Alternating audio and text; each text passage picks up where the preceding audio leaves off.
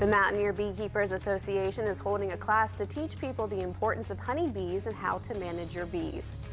A local insurance agency is giving some advice on how to stay safe and be prepared with the risk of flooding this weekend. Meteorologist Kurt Greenfield has your forecast, and Josiah Schuneman joins us in sports. WTAP News at 11 starts now. Live from our studios at One Television Plaza, this is WTAP News at 11.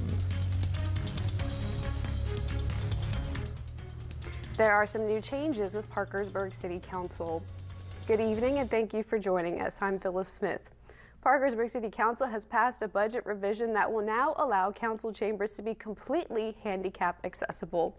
During Tuesday night's meeting, City Council unanimously voted to pass a budget revision that allows space for an interpreter. Council chambers is now fully inclusive, having wheelchair accessibility, braille, and now an interpreter at every meeting.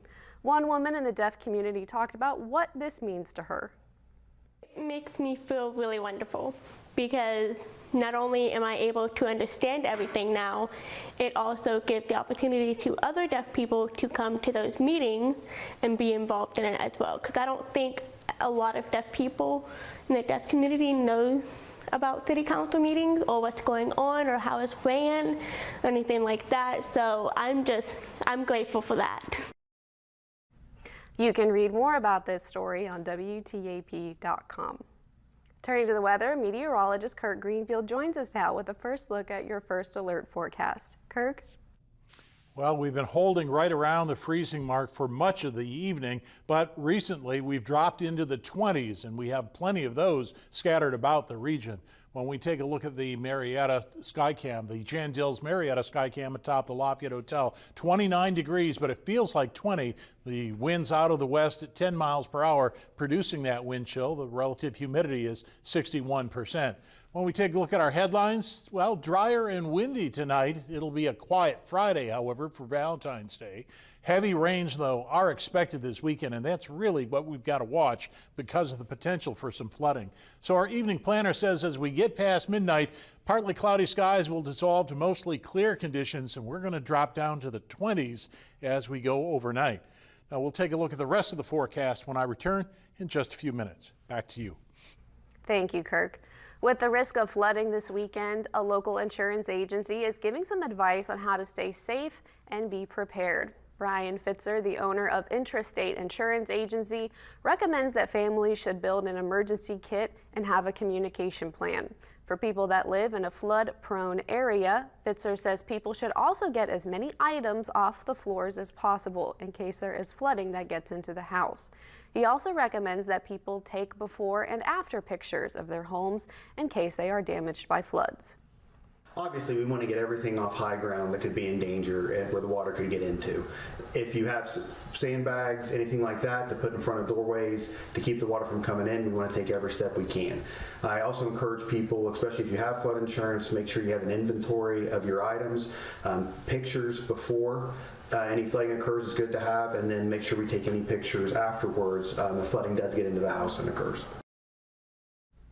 You can find more information about flooding and recommended actions to take in our online article at WTAP.com. An Akron woman has been arrested after she was pulled over on State Route 821 for multiple traffic violations on Wednesday. According to the Washington County Sheriff's Office, a detective stopped the vehicle and made contact with the driver, identified as Frances White. Deputies say they found she had concealed 47 grams of fentanyl on her person. She was arrested and charged with trafficking in drugs and possession of fentanyl. World War II veteran Roy Sees passed away Tuesday night at the age of 106 while in hospice care. According to Eric Clark, the president of the Belpre area veterans, Roy went into kidney failure earlier this week and was admitted into Marietta Memorial Hospital for hospice care. Roy was a member of the Belpre area veterans. Eric says he was a role model for everyone who knew him. He was an example. He was an example of how to be a good person, to be a model citizen, to be community-minded, to be involved, no matter what your age or what your limitations are. I know for the veterans, we kind of passed some text messages back and forth. He's just going to be missed. Our hearts go out to his family. For more information about Roy, you can head over to WTAP.com. The Mountaineer Beekeepers Association is holding a class to teach people the importance of honeybees and how to manage your bees. Our Haley Lanham was buzzing with excitement and went to the class today to learn more. And put him in there. Make sure that you don't lean over the smoker with your veil. Okay. How much do I do it? That's enough, okay? Together. So you've got the smoker going and Section's in, but you're ready to get into the bees. All right, so let's dive into what beekeeping is all about.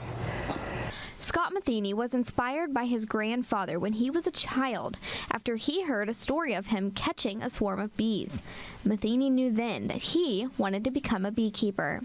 There is no reason to be scared of honeybees as they are a vital source to our environment and they are very timid insects. People that are afraid of bees are actually afraid of hornets and not bees, and they have an experience with yellow jackets or something of that nature. Honeybees are really fairly timid, and it's hard to get stung by a honeybee. Honeybees are a huge part of our food source and they are complex creatures. Honeybees are important because they're vital pollinators that help our food supply reproduce and therefore provide food for us to eat, and not for honeybees our food supply would be greatly diminished.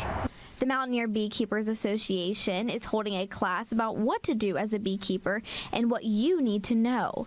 It is important to get ahead of bee season so you can help your bees make it through their first winter. You want to start your bees as early in the spring as possible so that you give them the best chance to build up through the summer and make it through the first winter.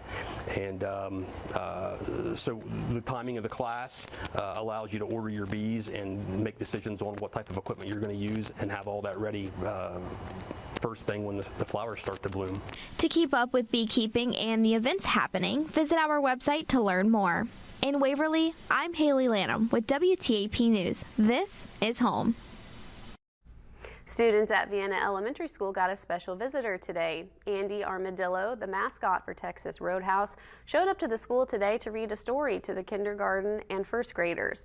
This event lined up with Pajama Day, so kids were listening to the story in their pajamas. Sounds comfy. The kids were given goodie bags after the story and were able to enjoy the signature fresh baked bread and butter from Texas Roadhouse.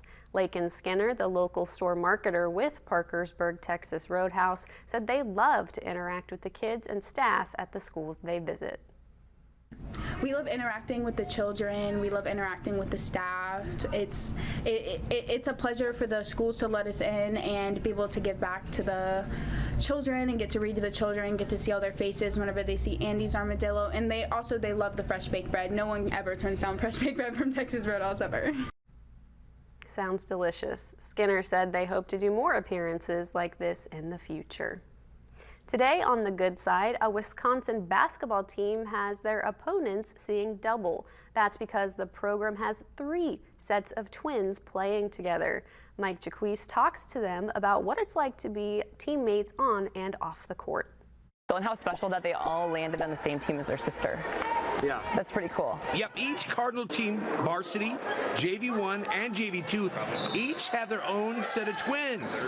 And each set of twins have their own take on what it's like to be a twin. Well, who's older, by the way? I'm older.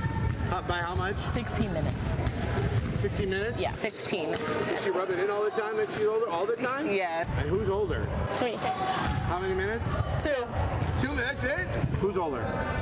I am. About how many minutes? 25. So what's the best part about being a twin? I would say just always having someone like with you, really in any situation.